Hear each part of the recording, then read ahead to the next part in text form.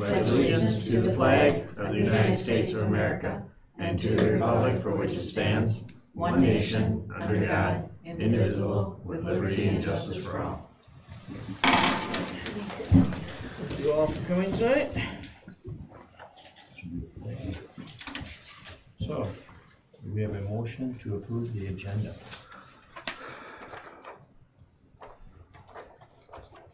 Motion. Thank you. A motion from Michaeline. Second? Second. Second by Gary. Discussion? All in favor? Aye. Aye. Opposed? Okay. Time for public comment?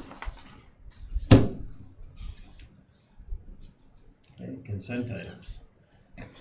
We have a motion to approve the consent items. So moved. Motion by Gary. And a second? Second. Second by Ron. Discussion? All in favor? Aye. Opposed? Okay, thank you. Discussion items, we can start off with MSHSL renewal. Mr. Graham? Okay, we do this every year. With the renewal, we haven't gotten the bill yet that we will have to pay to have each of our activities, but so you understand, our athletic director let me know that it's $90 per activity. We've got 19 activities, so it's a total of $1,790. Except letter D, you will see there's the potential for adding adaptive bowling. That would add an extra $270. So it would be, the membership fee would be between $1,790 and $2,060. Why is adaptive bowling a higher fee than the other activities? There's 3 divisions. It's So it's three, like three Oh, activities. it's like three Oh, activities in okay. one. Good question. Sometime it would be nice to just have a list of all 19 or 22 activities, just to sort of see what divisions and what things are state high school league sanctioned activities. When we do the renewal and they send us the bill for It's each of all in those, there. it's in there, and I will make sure you, as the board, you have it. Just good. It's good to know what you're approving. And then the other thing with this is designation of representative. Currently, Mr. Joseph Craig is the board representative to the high school league. We need to designate someone from the school board as our Minnesota State High School League representative. Joe's had to vote on a few things. I don't know if you've ever had to go up to a meeting. No. Okay. But it's not too painful. But, so those are the two things that we will be voting on at the June 1st meeting. Joe, are you willing to continue? Sure. Okay, I'm just curious. I just didn't want to all of a sudden spring that on you at that meeting, so it's just. So, any other questions? Okay, chamber renewal. And this is just, we got the chamber renewal, because we are a tax exempt, our membership is $25. And I think it's one of those where it makes sense for us to continue our membership. So as we're working toward school and community partnerships. Okay, any questions? Okay, potential 2018 drama club trip to New York. Greta Getting, as our drama club advisor, has been researching a potential trip to New York. It's with World Classrooms, and if she did go in July of 2018 instead of June of 2018. She could go with a South Dakota school and it might be a little more economical. The cost of the trip is close to $3,000. However, per student.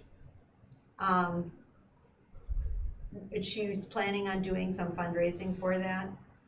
She's not asking for the school to pay any of it, but she is looking for the board to approve the trip so that it can be a school trip, that they can do school fundraisers.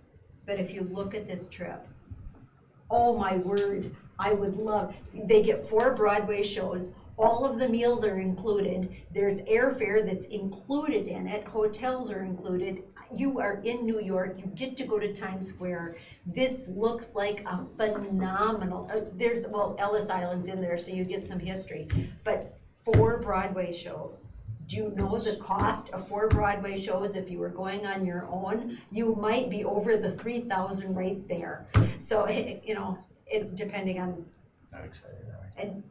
and I'm just saying, if People are in drama club. They had a trip yesterday up to Chanhassen. I believe there was 17 or 18 students that went, and this is the same group that's ideally wanting to go to New York City. And Should be about 17, 20 kids, depends on. you know, granted, this is a much bigger trip and a higher cost, so probably not quite that, but you do have a good group of kids that really enjoy doing these. and she'd like to So- work out some things too, where, while they're there, they can maybe go in one day to the theater and get makeup tips, and so then the makeup artist talks to them, or they can talk to the costuming person, they can, it really is a phenomenal opportunity for them. And if one of the plays is Kinky Boots, I think I might have to say I have to go along. So question, when you're talking $3,000, is that with the South Dakota school or without, do we know? Because you mentioned that in the beginning of this, is that there, we may be less? Well, no, it would give them more time to fundraise. The 3,000 is the, So no matter they have this South Dakota school or not, it's the Yep. same, okay.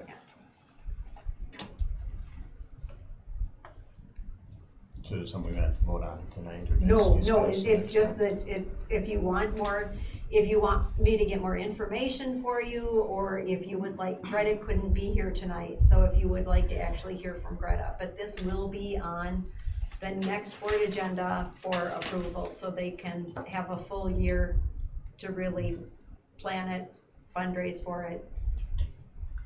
What's the other big trip at that time? Is there a big band and choir trip, or is there in the Band- fall, is it the DC trip, or? The band trip will be next spring, and the band trip is, this is their little year, so they're just going to the cities. And the band trip will be in the spring, end of March, beginning of April. Is 2018 the DC trip again then? 2018 fall is the DC trip. Yes. It's, Wouldn't it be 19? or is They it just went In last 16. 16. 16? And so it's, They go every, Every 2 they years. give we don't every do it. 2 years, but you have to understand that the DC trip is fall and the music trip is spring. And so you end up, the even year, we travel even years. We don't travel odd. And so it's spring of the even year, fall of the even year.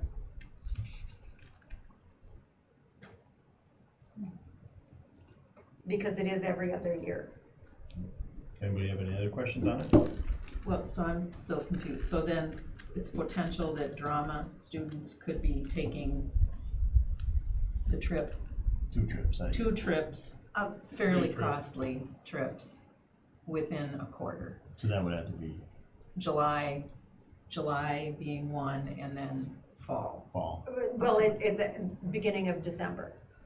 But it's still in Still the same. 2018. Yeah, yeah. So, okay. and that one's not cheap. either. No, I know, DC. those are both big So that'd be trips. something we'd have to. I mean, but make sure that's, you know, it's just not a reason to approve or They do a lot disapprove, of it's just a fundraising. reality Yeah. that's gonna be difficult for families. Them to Oh, go. yes, that's, the age group for the drama would be, high school age. And, for the DC trip, it's just juniors and seniors, but I'm not sure how many,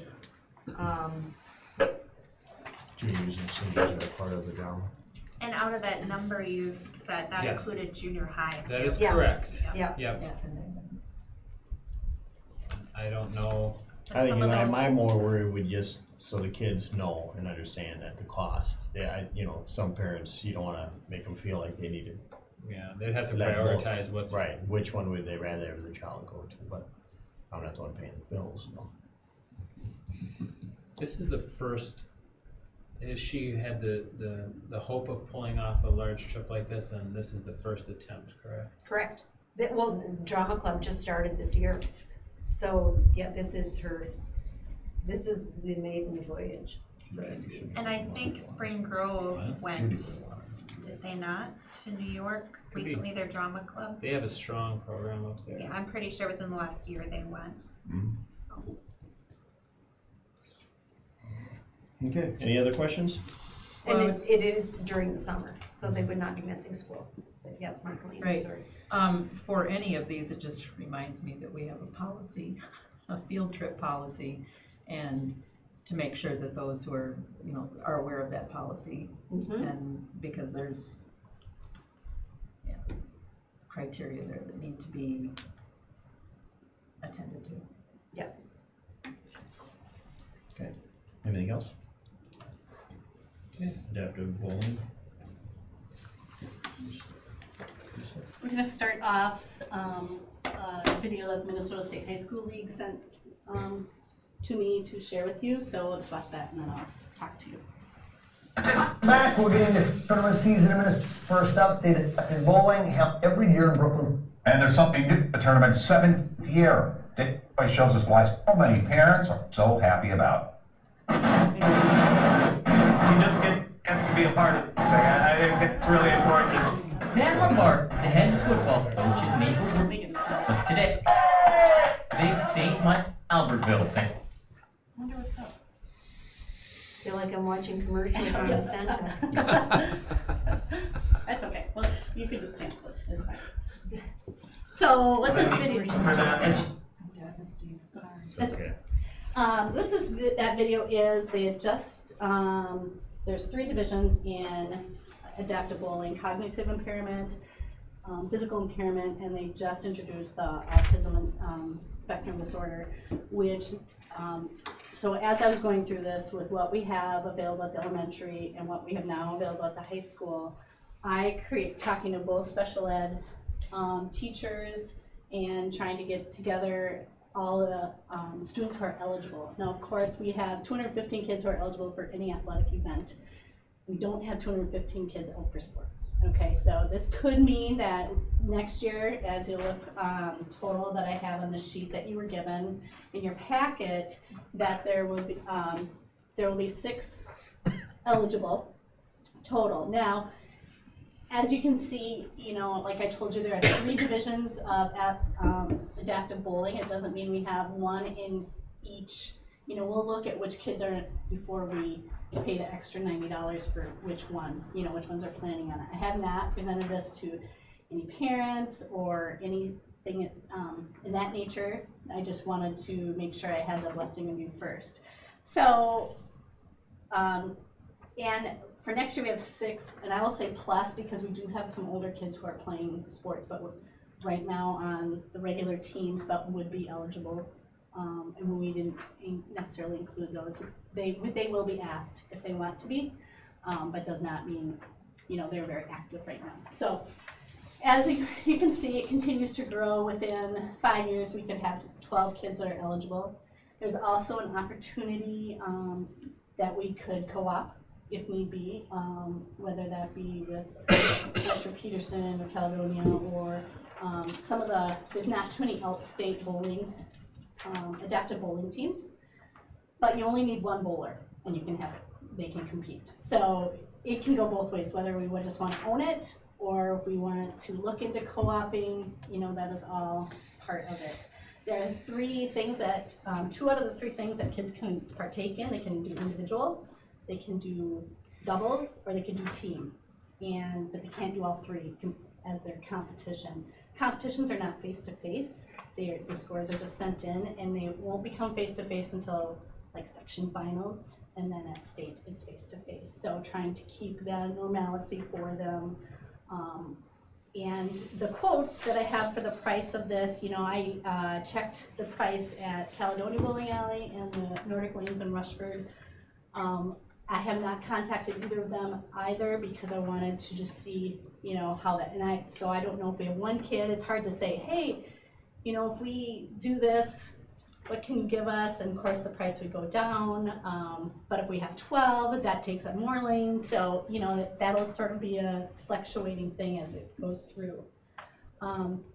My main, you know, the video was to really show you that this really allows for students who maybe are not part of an athletic team to all of a sudden have ownership, to have support, the school supporting them. It also allows for parents to see their child be competitive.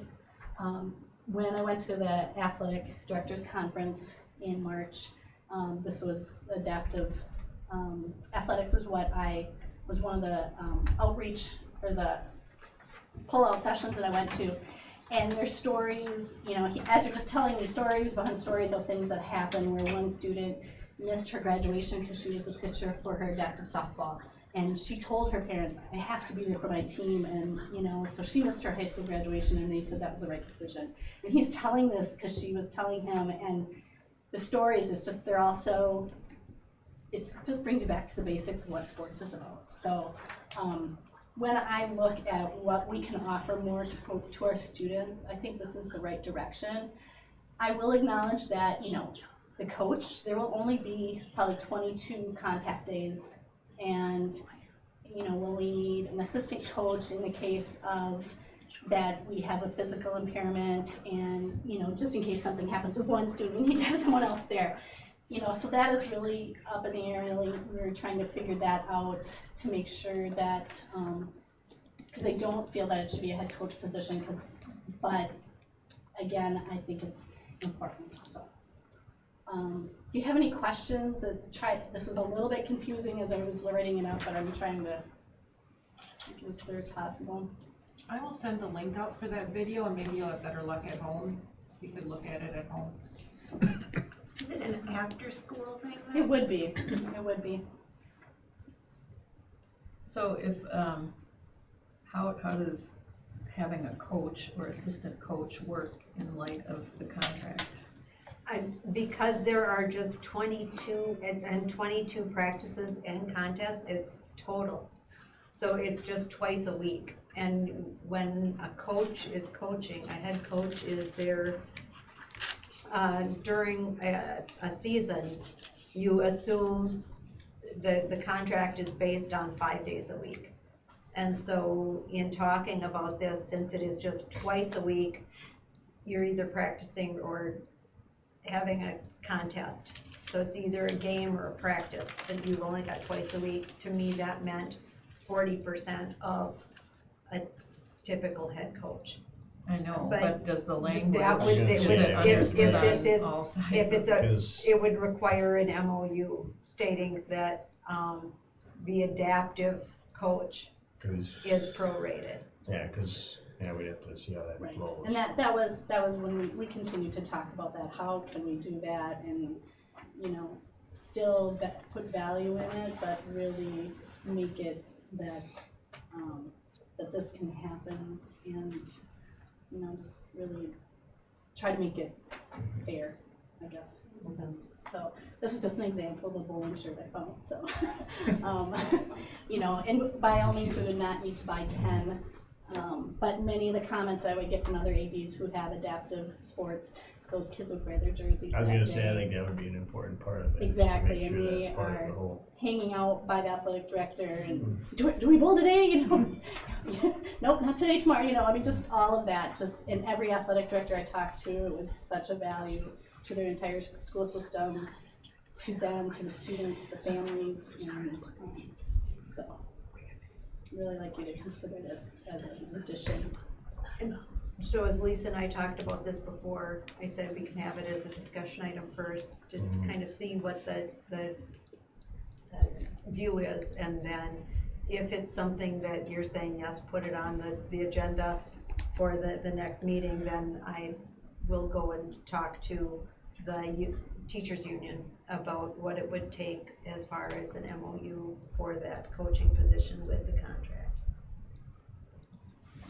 Not that it's a deciding factor, but just curiosity, are other schools down here? No, and Nobody that is? was just amazing to me. It's a little bit more saturated in the, of course, in the cities, and then there's a little bit north of the cities, but that's like a big co-op of kids. Big, what does that mean? Maybe there's one kid from each school and there's 6 people, you know. But they were, when I said I was from Southeast Minnesota, they were very, very excited. You know, and then they said, well, and I said, well, we might be able to help have our own team, you know, that whole aspect. We could also open it up to, hey, do you want to take part, or if someone asks, you know, that whole aspect. I'm open to that too, but I would, you know, Rochester does Red have, Jersey. Yeah. Rochester has a lot of adaptive sports. Winona has adaptive floor hockey, and their team did really well right when that started, and the whole community rallied behind it, and the kids, and that the whole school body got involved in that, cheering on those kids, and that's been a success from the get-go. I'd say 3 or 4 years. Yeah, it maybe. could be, I'm not exactly sure how long, but. So if, you know, just, could you talk a little bit more about what co-oping would look like if this were not, or are we just not? Well, no, I could tell you my first would be a red jersey. Well, so then, yeah, so I'm Sorry. wondering, what would that be like soccer? Would that be like? I believe that would be my vision. I would be more about, you know, the Minnesota State High School League now has allowed for co-op that it won't put you up a division right now. Adaptive bowling is one division, but if you, if we were to co-op, let's say with Rushford and Caledonia, we'd only take 50% of their student body, so it would not move us up a class like in other sports. So that has just passed through the Minnesota State High School League, but they've reduced that co-op thing. I see it as, you know, depending on the needs of the kid. I mean, each kid, we're gonna really have to look at what is needed. Is there another person? And then we will, as it happens in track and with wrestling, you know, we will, they would probably take care of their own transportation. You know, I haven't really thought that far through. So out of our 6 potential, how many have paras to get them through school day? The 7th graders. 7. What do those other schools then do that you talk to? Do they end up having paras or someone there along with the coach, or is the coach able to handle the whole team? Depending on the abilities with that, you know, or whether the parents come with, you know, Yeah, that could right. be something, you know, maybe the parents That just would bring make a them to big the bowling difference. alley, Yeah, maybe that would be parent there. best. You know, we did put transportation in here, whether we could all put them on there to take them to the bowling alley, possibly, but would their parents pick them up, or what would our, you know, the Logistics. possibilities are really open. We could try to reduce costs, we could try, you know, different things like that. And looking at bowling, but because Josh said like adapted floor hockey, we don't have an extra gymnasium. And so we can't add one more activity that requires gym space because we already have gym space at a premium. We, you know, and that, for a hockey team, you need 7, so that was, I just thought that would be, you know, I'm unsure even about, next year, but just get a couple going, and then the next year, and it just keeps going up, as you can see, and I just really want to, that, you know, that's an exciting thing. Championship banner. Yeah, add one more, so. This might be different, but in some of the, like you said, in the cities or north of the cities, do like big brother, big sister programs, do they get involved in this? Or You know, they didn't really, the ADs really just talked about how, you know, they talked about when they would send them off to state for state bowling and how the entire student body took part in that. We didn't get into the details of how did this all happen and work, and with the parents there and who helped, and I just you know, think I can there's find out more about some that. communities have Right. Because one of my kids was a big brother. Sure. And worked with this group of students as, in doing adaptive stuff. They had a lot of support, but it was a great opportunity and, you know, something we don't have in this community, just another way to get Right. support and. I do foresee, you know, when we go to Special Olympics, I do foresee those parents being really excited. They're really excited for that, just that whole opportunity. So that is my viewpoint. That's kind of what spurred me on to look into this deeper when I see how excited and, you know, that excitement. And Thank you. Any other questions? I mean, it sounds like everybody's pretty much on board. I think there's just a few Okay, questions that we need to get answered, okay, I will you know. try to have answers by the next meeting. Okay. Thank you. Thanks. Strategic planning update. The District Technology Advisory Committee met on Tuesday, and we went through some of the years as far as the stakeholder surveys, and we have decided that we can't do all 7 at once because we just don't have enough time. However, by May 23rd, we're hoping to have subcommittees meet and really dig into, there are 4 different gears, and so it's a different subcommittee for each of the 4 gears. The District Advisory Committee will be meeting next week and dividing into subcommittees on the community, the curriculum, instruction, and assessment gear, and the professional development gear. And so that committee, along with some others, will be really working at digging into those 2. The Finance Committee will be working on the budget gear, and then Joe Ruski is heading up a subcommittee with Becky, and then he just today asked for other names of people who should be on that subcommittee working on the infrastructure gear. Because if we're going to really look at the curriculum, instruction, and assessment, we can't do that without planning for professional development for our teachers.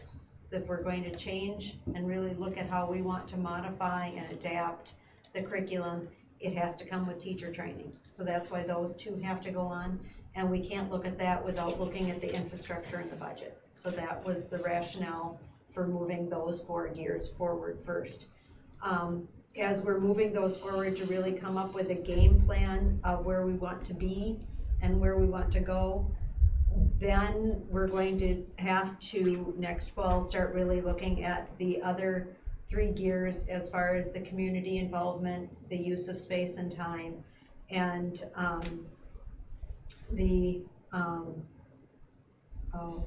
blanked on the 7th. Do you remember what the 7th was? No, I can look it up.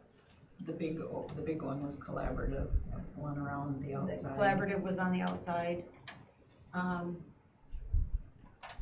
Marketing. Marketing. Oh, no, that was community, wasn't it? It was one that was more aimed at marketing and branding. Yeah. And wasn't it, Mimi? Do you remember what Was those it two were? communication? I don't remember. I don't know which ones are looped together and which ones aren't. Okay.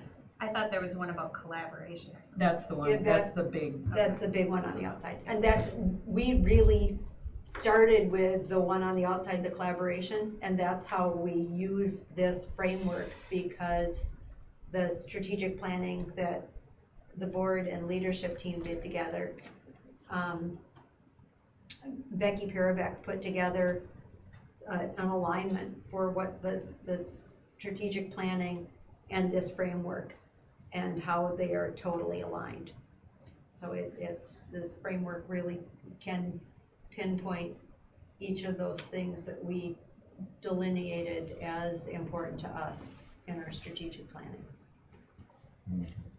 So there's more meetings to come. Yeah. But strategic planning is not a fast process, nor is it an easy process, and it takes a lot of voices at the table. if you really want it to go, and be as robust as what it could be, you need to be looking at a lot of different ideas. Anybody have any other questions, comments? Thanks. Old business items for discussion and approval policy for the sixth reading. I don't think I've seen one of those. Policy 810. Policy 810, we met yesterday and went through the lawyer's comments, and they were copious. So this is a much abbreviated policy from what we had before. The lawyer suggested taking out any type of language that had emotional impact, because policy should be devoid of emotion. And so therefore we took out a lot of language, because we realized that there were a lot of comments that we'd made in there to try to be kinder and gentler. And not that the policy is cold, but it just doesn't address some of those things anymore. We took out the waiting period. We totally took out naming in recognition, and now we just have naming rights. We streamlined the form for requesting a scholarship or a perpetual award or some type of other name of a facility area. So that's all streamlined. Let's see, what are some other of the two that attended the meeting?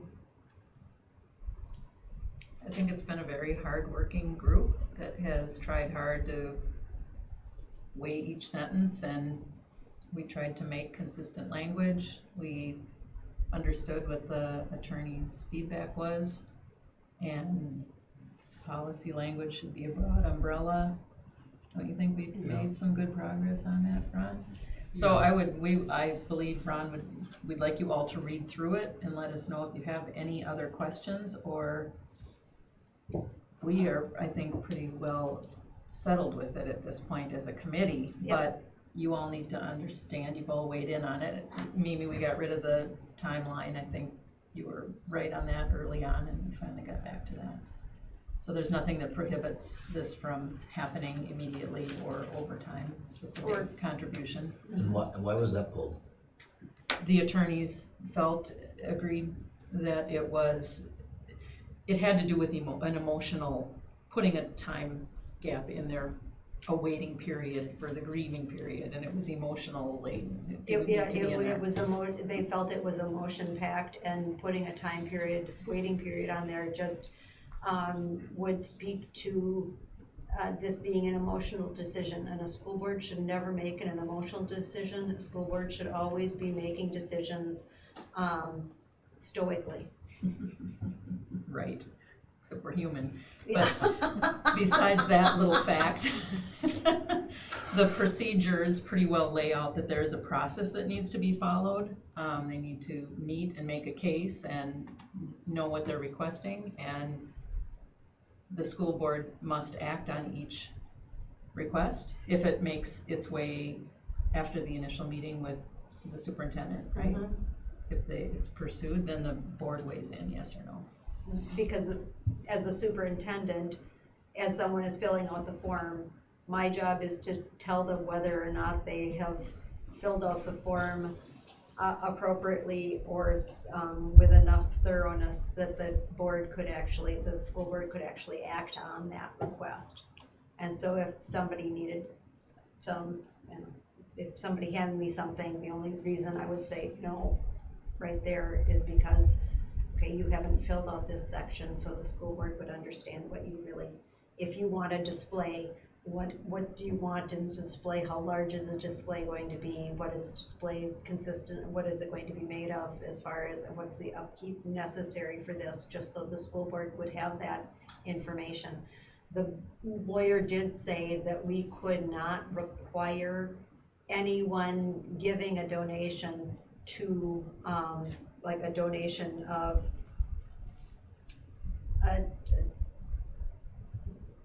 like a plaque or a sign. We couldn't mandate that they have the upkeep aligned or delineated in that application. Because I know in the old policy it was, how are you going to make sure that there's finances to provide for the upkeep of this? And the lawyer said we couldn't put that in, but that's something that as a board, even though we can't put that in, that is something as a board you would have to consider before granting something.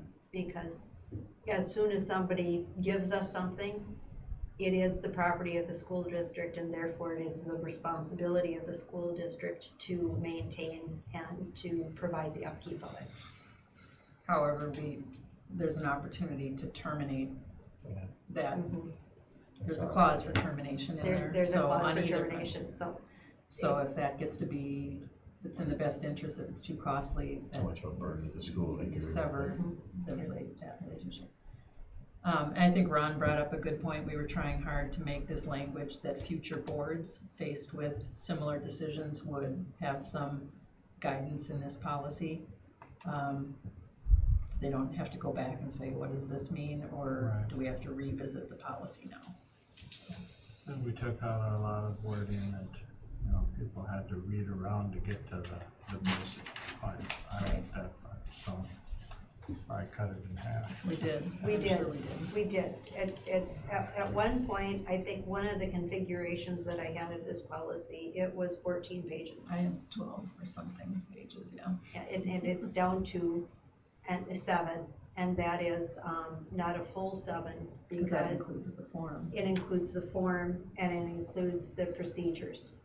So if we didn't have spacing, so the form and the procedures could just roll at the same point, I think it would be down to like 5.5 pages, which is considerably shorter than 14. So you want to make sure we all read through it, you have any questions, get back to Corinne? Well, and if you have any questions, you could ask me, but it will be 7th time is the charm. So it will be on there June 1st, and hopefully we can approve it and add it to our list.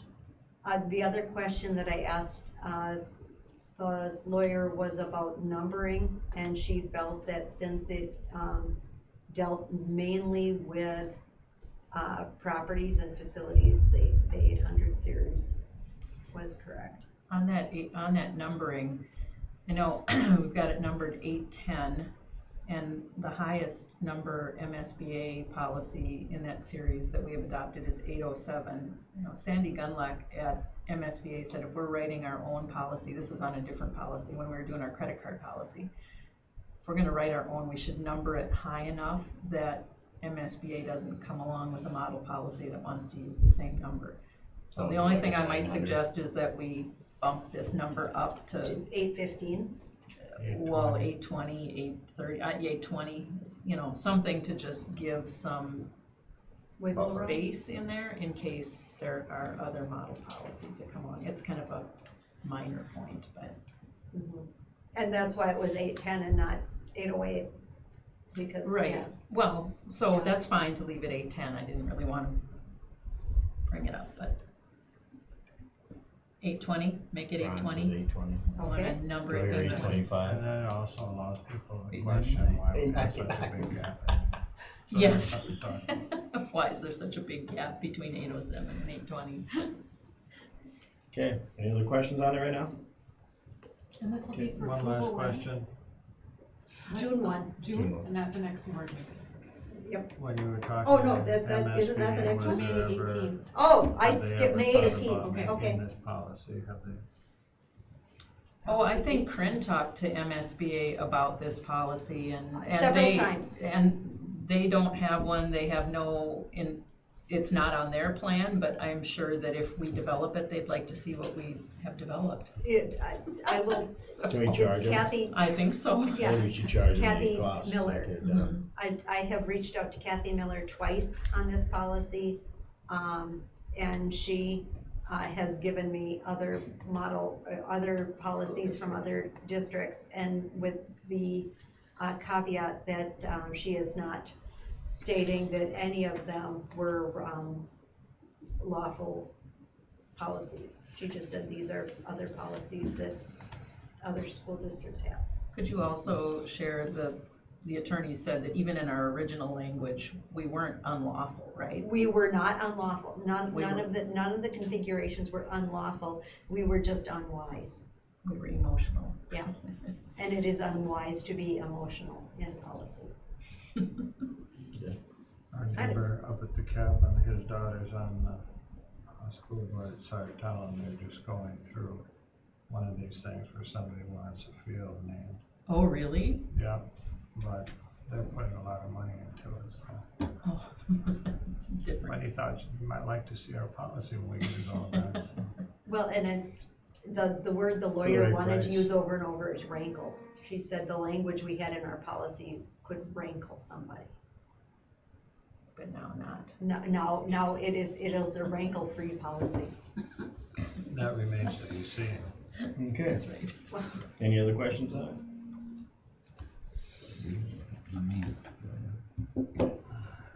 Must be telling us to move on. Potential property exchange.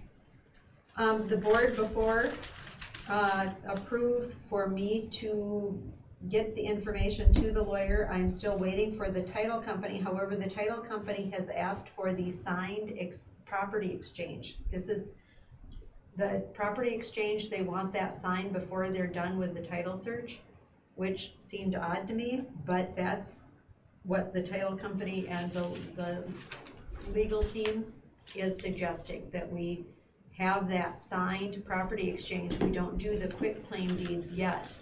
That's at the very end after the title is done, but we've got the property exchange document signed. So at this point, I would ask for you to approve the property exchange so we can finish up the title search.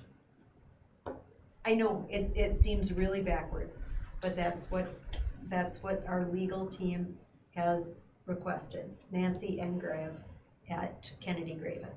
So for all the attorney fees and everything associated with this, so we have to pay for those, or is? What we have in the exchange agreement is that Marlene Schultz would be paying for that. Because it seems like they're gonna be pretty high when it's all said and done. It seems like a lot of hoops and. Anything with real estate has a lot of hoops. Well, this one seems to have a lot of Extra hoops. She was upfront about Mhm. footing the bill on that. Yeah. Motion to approve. Got a motion from Joe? Second. Second. Got a Who third. did the second? Josh. Okay. Any more further discussion? We need to get a little buttons here. All in favor? Aye. Opposed? Okay, thank you. Thank you. New policies, items for discussion and approval. Policy for first reading, policy 904. Michael, do you have anything you wanna, and then we have policy 907. And were there many changes? No, I think the legal reference. Okay. is about it. So there'll probably be, read through them. If you have questions, we'll probably approve them next time you feel, correct? Yeah. Okay. Announcements, important events, teacher, Next week is Teacher Appreciation Week. woo-hoo. Bringing in donuts for them all, okay? We're working on pans of bars, Excuse me? pans of bars. Oh, can you do that? Not marzipan, but pans of bars. Not selling. You said you go to the bar, okay, And anyway. the bars. And the bar. And then graduations, make sure those are on the calendar. Okay, anything else? And add that, meetings and committee updates? Oh, one other, I'm not sure it's an important event, but we got notification that our ADSIS application was approved once again, so we are funded for another 2 years. Were you able to put MNBA in there, or we did No. not? No, we could not put an MNBA in there and maintain the maintenance of effort levels that the State Department mandated. Are we gonna continue to push that they be included in, is this an annual thing we have to apply for? Every 2 years. It's right now with the special ed funding and ADSIS, even though you can't have a child on an IEP in ADSIS, it's paid for with special ed funding because it's trying to keep the kids with the intervention necessary so they don't qualify for special ed. So since it's paid for with special ed funding, we have to fit the new maintenance of effort levels that have been mandated by MDE, and everyone's having a terrible time trying to stay within those limits because everybody's special ed numbers are increasing.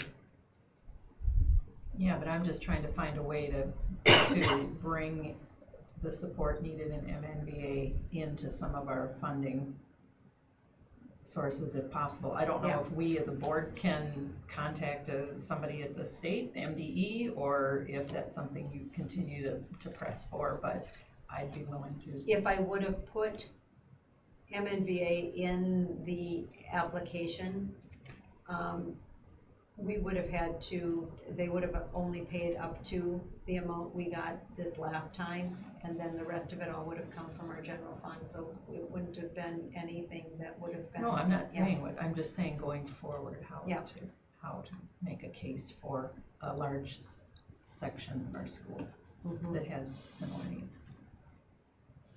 And really, if there's something we can do, now's the time to start. I Yeah. mean, now we're 2 years locked in, you might as well start, the legwork now, if there's something, maybe within 2 years, there's some more movement we could have. But anyway, congratulations on getting the grant, that's something big, That's $204,000. that's awesome. That's good. Yeah. Okay, so moving on, meeting and committee updates. I know we had a facility meeting prior to this. Gary, do you have an update? Yeah, we had a very good presentation by a couple of students from the Honor Society. I didn't make a note of their name. Morgan Beckman and Trent Edwards. Yes. They have made a very good presentation, complete with pictures and proposals and budgets. And we had a good discussion about responses to what they proposed. We could pass around pictures, but I think it might be better to wait for the revisions because and some of the pictures were directly from SignPro, and they didn't really have a chance to revise them or anything, so they're not really what they're presenting in terms of colors and size and so forth of the font and that kind of thing. So I think it would be better to give them a chance to go back to SignPro and get some revisions and then present the second go around. They said they started with a lacrosse sign, and a lacrosse sign said it'd be at least $20,000, and which is way over their budget. They were given a budget of what, $7,000, yeah. So that was discouraging, but then they went to SignPro and they also checked with a firm called Outlaw. Is that a Houston firm? That, Mr. John Beck. Okay. They didn't feel Outlaw was a good fit, so they worked with SignPro and came up with their proposals.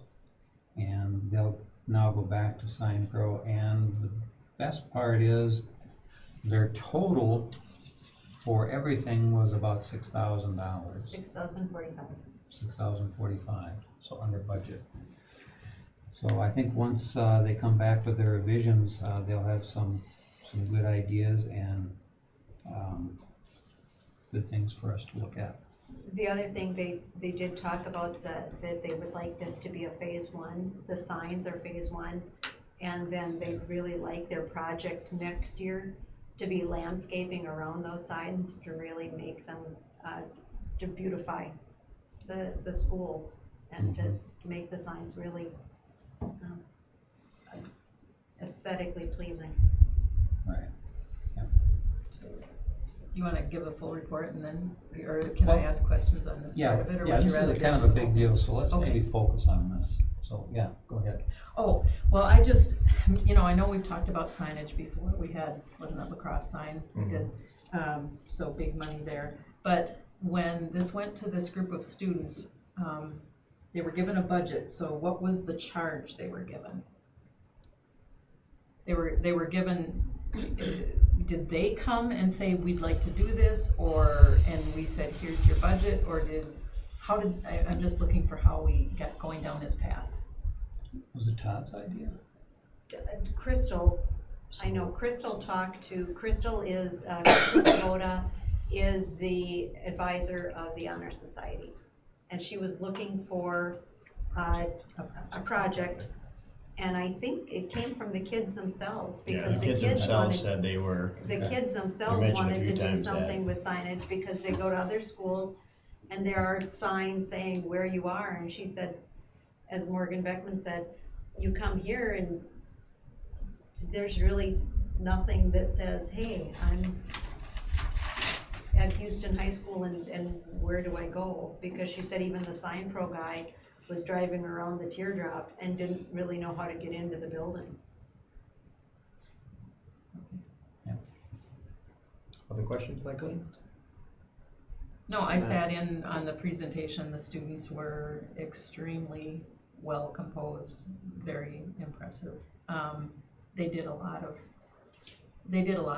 asking good questions. They came with a lot of good information. I'm trying to understand what the big picture, what the direction is, and what they were charged with, because we've had this conversation at a district level, and I want to make sure that what they're doing is also fitting into our strategic ideas for this district, including marketing. Right, and we wanted signage so people would know what the buildings are, and also directional signage so that people would know where to go for those buildings. So that was their charge. They automatically included a coordinated look between the different facilities. Okay. Any other questions on the sign project? Okay. Then we also talked about this great True Value paint grant of 40 gallons for the ceilings in the elementary school. The color chosen is an antique white. But of course, this will not be enough for the whole project. So we had a good discussion about the paint and whether or not it should be something done by employees, and the consensus was that we really should get a bid on what it would cost to have someone come in and do it, because after all, it is a ceiling and involves scaffolding and all kinds of stuff that's more risk involved. Anything? So more to follow. More to follow on on that paint. part of it. And we'll have we've got to also ask if we need to do some type of primer on the exposed concrete. Just because, as was said in the meeting, there's only one coat of paint on the ceiling, unless the paint has been removed for abatement, but it hadn't been painted, so. And that existing coat doesn't have to be brushed or scraped or? No, it can't be. Okay. We have to just encapsulate. Okay. Camera upgrades is the next thing we talked about. This is for the preschool, and we have a bid of $46.43 for 5 cameras from Custom Alarms, and the good news is the new ones will link into the elementary school system. So that will be a much needed upgrade. Any questions on cameras? Okay, improvements to the area received from property exchange. We had a couple bids, one from Ole's Excavation and one from Van Gundy's. Quite a difference there. Ole's came in around $10,002. Van Gundy's was about $6,500, so we approved moving forward with the Van Gundy bid. I thought you'd already started cleaning that. I thought that property had already. The triangle? Yeah, I thought, oh, maybe not. I thought I understood you to say that they were already hauling stuff out of there. brush and cleaning, whatever. I said we would have to haul. Oh, yeah. okay. That, what he's talking about is that section that we're getting from Marlene's, when we transfer the properties. There's a section on the back of the school bus that we feel we can utilize for parking and other incidentals. We have to clear it, and then it has to be, there has to be some gravel put there in the base. We don't know exactly for sure, so we had 2 people bid it out. It's the triangular piece to the west of the bus barn Yeah. that is usable. And So I was just we're looking giving at her it, I the, was trying to figure out how big it was, it just doesn't look that big to me. it's not, you can fit 5 cars there. So it's not a large area, but it's more than what we have. And it's something that, once cleaned, it will be usable. And we're giving her 2.5 feet But and the about whole, 100 and some feet long of unusable ditch. the whole purpose is use so we can utilize it. In order for us to use it in any way, shape, or form. we have And to there's do it. not a problem of encroaching on the ponding area or No, anything? we made sure that, the triangular piece, is not designated as part of the ponding area. So it's not, designated wetland, nor is it designated ponding. So we should be safe. Yes. So, any other questions on that? And I did have, Tony Blumentritt, who is the, surveyor who comes and does most of the surveying here in Houston. Tony did verify that it is, not ponding, nor is it wetland. Did he stake it out so we know exactly where the lines are? I'm not sure if he staked it or not. Okay. The other thing we talked about was asbestos tile flooring in the high school. Prin has put in an application for the Bremer grant, which would provide us with $147,000 for abatement in flooring. That determination will be made in August. Plan B is for something called Gorilla Glides for chairs. Do you wanna? It's, they're, felt bottomed rubber, protectors, basically, that don't cause any friction with the, or don't, damage the tile at all. So that, it's one of those that the IEA, representatives who were here this summer through abatement said that we needed to start looking into either purchasing some type of foot protectors for chairs. And you'll see, like in nursing homes, they put the tennis balls on walkers so that there's no scuffing that's done on the floor. It's the same kind of premise.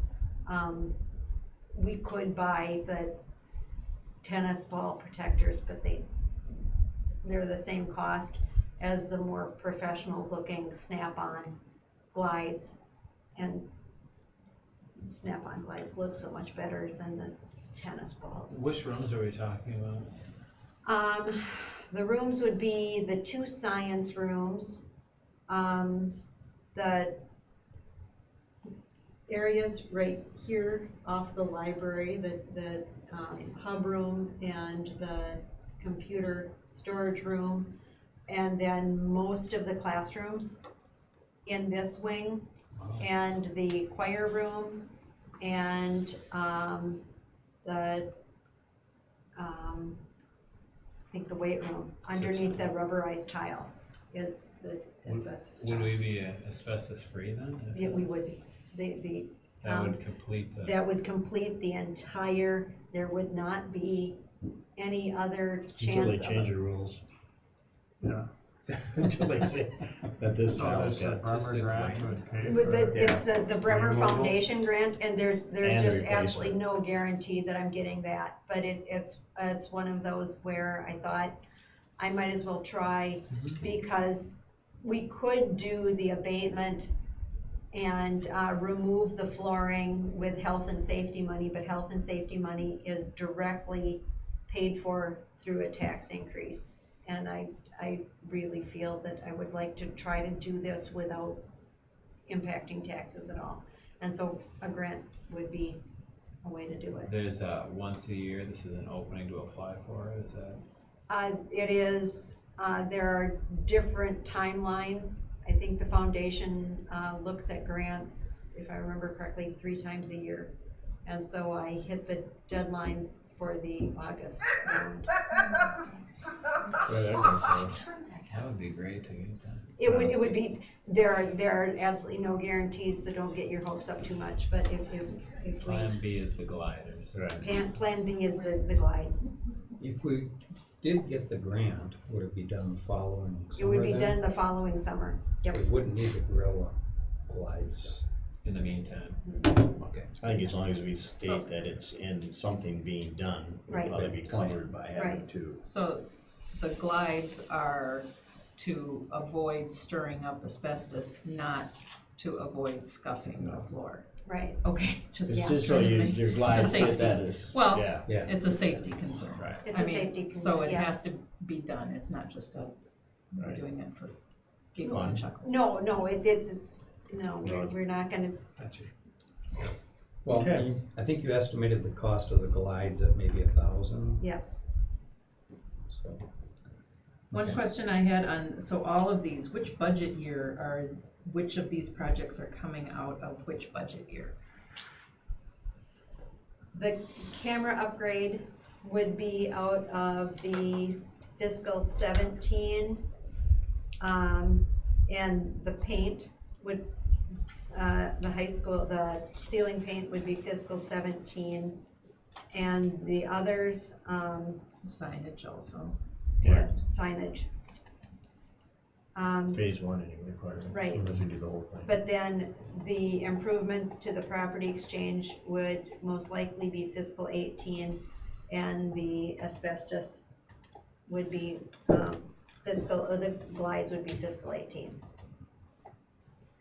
In the camera system. That would be fiscal 17. And that has already been budgeted for, that's in the budget, and so then going forward, Gwen would be able to put these numbers into the revised budget. Right.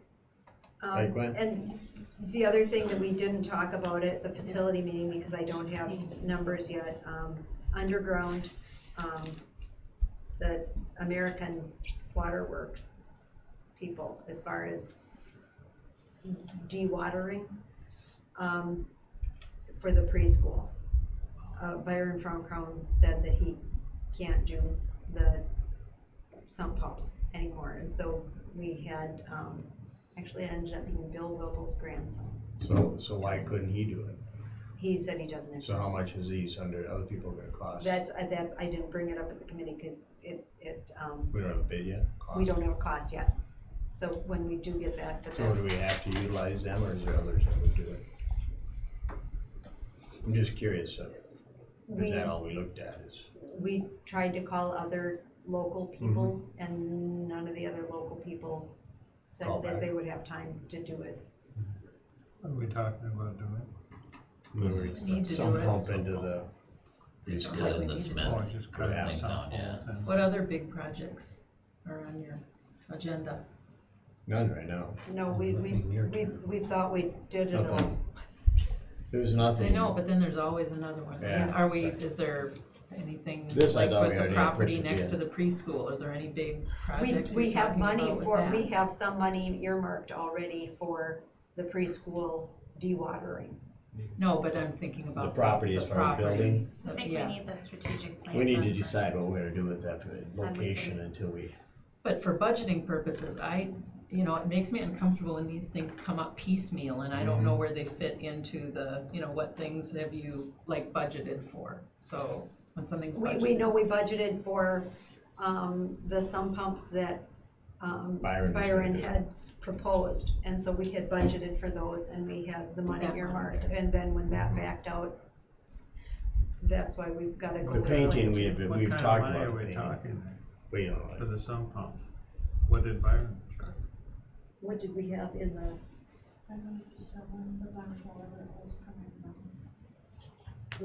It was, 700? 7,000? yeah, And what about the, Preschool and center. When you do those sump pumps, can you please make a note to do a radon test when they're done? Oh, no, it would, with the, American Water Works, they do that. They do it afterwards. That's what Okay. we're looking at then, is American Water Works. Right That's, now, uh, that's, The only person that's come back and said, yeah, we'll give you a price on it. we can only work with the people that respond to us. No, that's true. Well, I mean, I think they seem to be a really good company at doing this, so. But what they're proposing, it would be very costly. But I think Yeah, the this- probably but, an emergency this- thing this that'll oughta link buzz you through. when your thing This doesn't one? Yeah, if some pump doesn't come in, so they all give that that. stuff's on there. Byron said he has Battery the other guy, backup. that- Battery other guys in backup, the yeah. area Yeah. that do some pumps, and he just said none of them have. their What own. about Badger, isn't there a Badger Waterworks in La Crosse, don't they, Badger Systems, they do, Yeah, I know what you're talking waterproofing. about.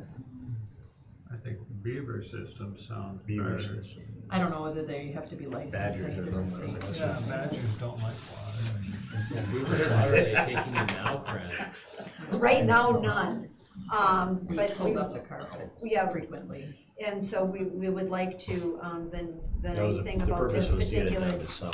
right, with this company, they said, once they get their work done, they will guarantee that it will never flood or get water again. They will. They will guarantee it, Is that what we're looking at? getting a guarantee that it won't flood again. Yeah, I'm just a little confused on what we're doing. I hear sump pumps and then I hear American Water Works would put in channels all around. Premium, yeah. Yeah, it's, Is that Well, what we- we're looking at? yeah, well, right now it is because it's, when he came and looked at it, he said, you could do the sump pumps, but you're still gonna end up with water sometimes. He I said, just with the- don't think it's worth wasting money doing some of these makeshift things that don't work. I mean, Well, let's see what try their to bid get it ends up done. being. I just wanted to have that, So we have so the it's number. on your radar. And And in the budget. Yeah. Yeah, Any other questions, Mike Lee? I got a question. Mike Lee's still got. No, it. go ahead. No, you're go on the ahead. table. Go ahead. No, go ahead. Ron, speak, please. On this Bremer grant, what if they would give you half the money? I don't know if they do that. If they give us half, then the half that they would give us would probably go for the new floor, and then we would use health and safety dollars for the abatement. Cause the flooring that I've got in there would be the low maintenance flooring. So half that money would be, I mean, No way. you would take it, right? Oh, yeah, Well, that's what I'm wondering. I mean, I didn't know if it was an all or nothing thing, you know, if we can't get the whole 100,000, And I don't know if we'll they get do the that or tennis not. balls. Grants are usually up or something. right, Everybody's grants are usually a yay or nay. Everybody's applying You for can the try Bremer again grants now for- too. Fire Yeah. departments and the Try city again of for half the Hastings amount. applied Yeah. for a couple, so. Right. So I'll we'll see make what it happens. yellow tennis balls, would you? Yeah, so you can take them off later tonight. Okay, Joe, you gotta do You can that? see 'em. Motion adjourned. Yeah. Are we done? Anybody else? Joe's done. I'm done. I wanted to make just a public thank you to Jason Carrier for his basketball service. That's can be a thankless job, and I think it was 14 or 15 years, and he's still actively coaching baseball and football. And so, just a big thank you for. And you put in a lot more time than you anticipate. So, and he was very passionate about it. So. I agree. I agree. Thank you, Josh. Let's bring that up. Okay. Anything else? So, Joe, a motion to adjourn? Yep. Second by Ron. All in favor? Aye. Opposed? Another stellar job. I need you to sign. What do you do next year? I need Ron.